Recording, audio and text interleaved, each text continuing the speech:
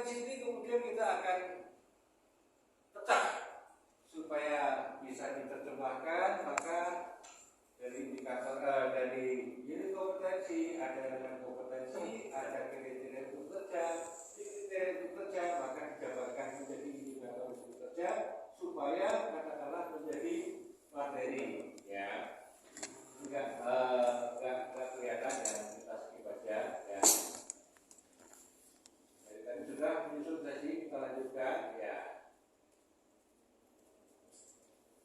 Jadi di dalam menyusun sesi Astagfirullah.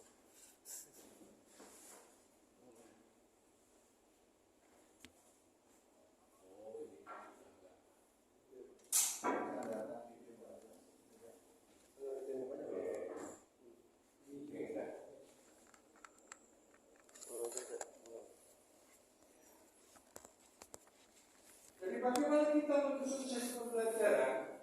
Yang pertama adalah tentang materinya dulu. Kita mengajar itu mau mengajar materi tentang apa? Kemudian setelah kita pikirkan tentang materi sudah Anda dapatkan ya dari materi ya. Kemudian adalah metode mengajar, metode mengajarkan apakah dalam metode mengajarkan ada banyak ya, tadi kita akan sampaikan. Kemudian medianya apa untuk mengajar ini, medianya ya, apakah menggunakan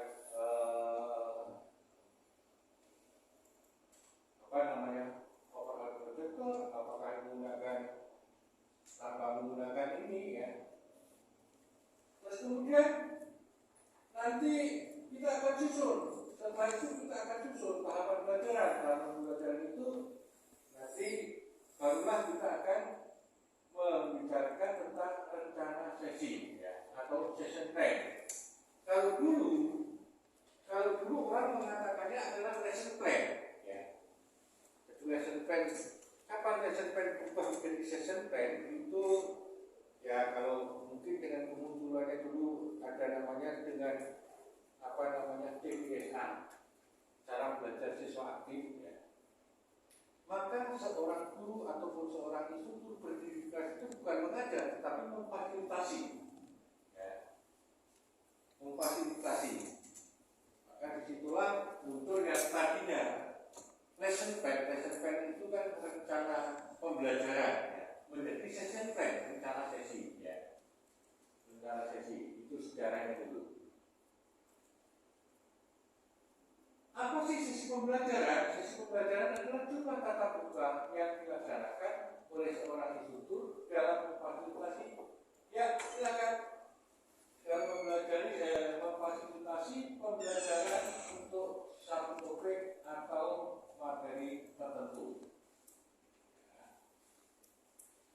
Nah, ini kemarin sudah kita lakukan ya, mengidentifikasi materi pelatihan dari indikator untuk kerja, dari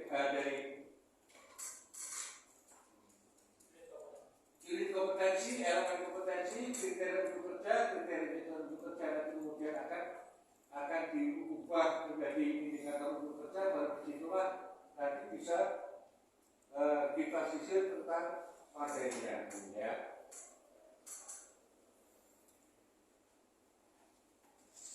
Nah, mengidentifikasi metode media pembelajaran ya.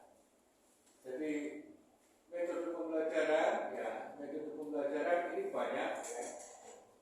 Kan seperti ini adalah namanya presentasi. Terus kemudian kalau demonstrasi seperti apa? Kalau demonstrasi seperti apa? Menjelaskan.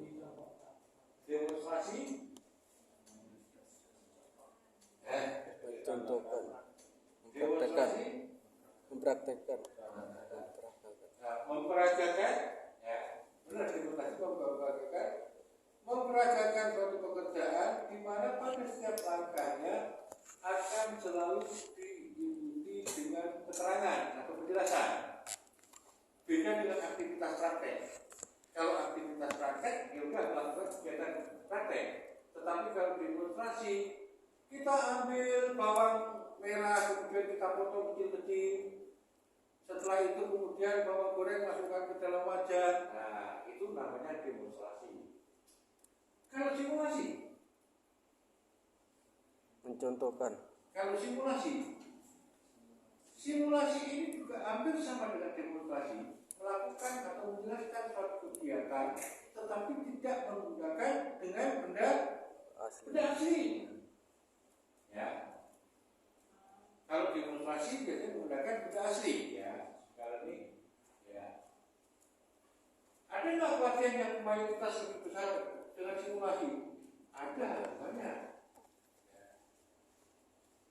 Ada pelatihan itu, contoh misalkan umpamanya kayak pelatihan pilot.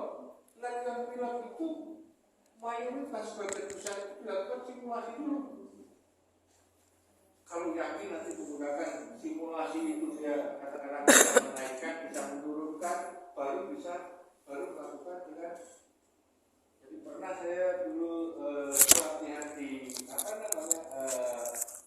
pernah di Jerman ya. Orang untuk melakukan bubut ya. Bubut itu tidak langsung dikatakan sudah asli mesin bubut itu tidak, tapi dia diganti simulasi.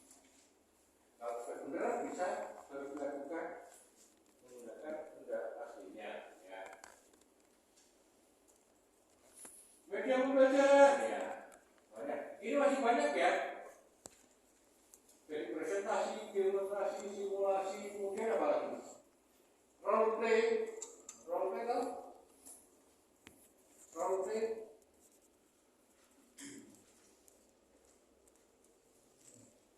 Ini biasanya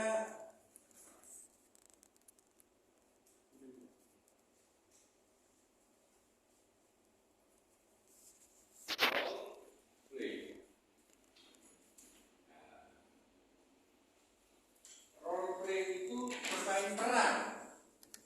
bermain peran. Ya, biasanya contoh misalkan ini bisa dilakukan pada saat kalau Anda mencontohkan menangani pelanggan, itu bermain peran. Satu seolah-olah jadi pelanggannya, coba bagaimana menjadi pelanggan yang cerewet. Ya, satu yang jadi pelanggan, satu yang jadi menerima keluhan. Ya, kita buka skenario seperti ini, ya, dan dilakukan. Ya. Terus ada lagi